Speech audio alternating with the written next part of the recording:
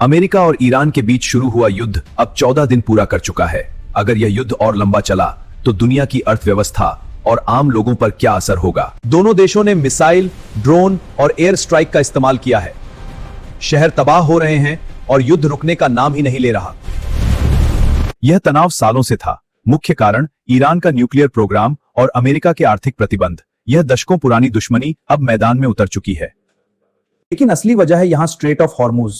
दुनिया का 20% तेल इसी समुद्री रास्ते से गुजरता है। अगर यहाँ युद्ध बढ़ा तो पूरी दुनिया की एनर्जी सप्लाई खतरे में पड़ सकती है। पहला हफ्ते में एयर स्ट्राइक और मिसाइल हमले हुए।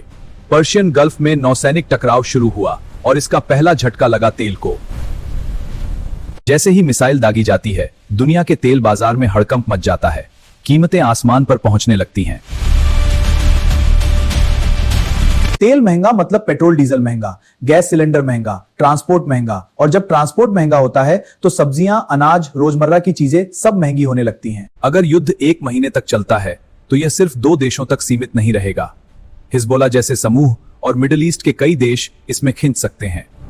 एक के बाद एक पूरा मिडिल ईस्ट आग के दायरे में आ सकता है। जितनी आग बढ़ेगी, सप्लाई चेन उतनी ही ज्यादा बाधित होगी।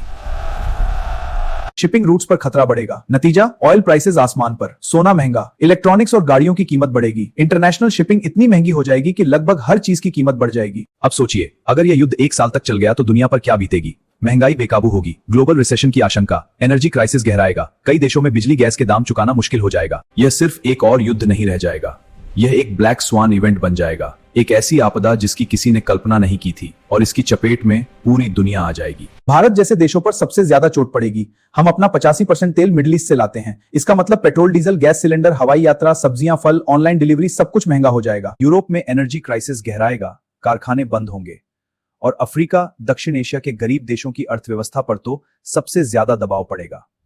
सवाल है, युद्ध कौन जीतेगा। सैन्य ताकत और तकनीक में अमेरिका भारी है, लेकिन ईरान के पास भौगोलिक फायदा है और असमान युद्ध की रणनीति। यह कोई सीधी लड़ाई नहीं होगी, लेकिन एक बात तय है, यह युद्ध बहुत महंगा होगा। खर्च होगा खरबों डॉलर, दुनिया मंदी में जाएगी और इसकी कीमत हमारी आने वाली पीढ़ियां चुकाएंगी। तो कौन जीतेगा? शायद कोई नहीं। आधुनिक युद्ध में कोई वास्तविक विजेता नहीं होता, पूरी दुनिया हारती है। इतिहास हमें एक बात सिखाता है, जब भी युद्ध होता है उसका असर सिर्फ मैदान में नहीं बल्कि दुनिया के हर देश की अर्थव्यवस्था और आम लोगों की जिंदगी पर पड़ता है। अगर आपको यह वीडियो पसंद आया हो तो लाइक जरूर करें। ऐसे ही और वीडियो देखने के लिए हमारे चैनल को सब्सक्राइब करें और घंटी का बटन दबाना ना भूलें। वीडियो शेयर जरूर करें। धन्यवाद।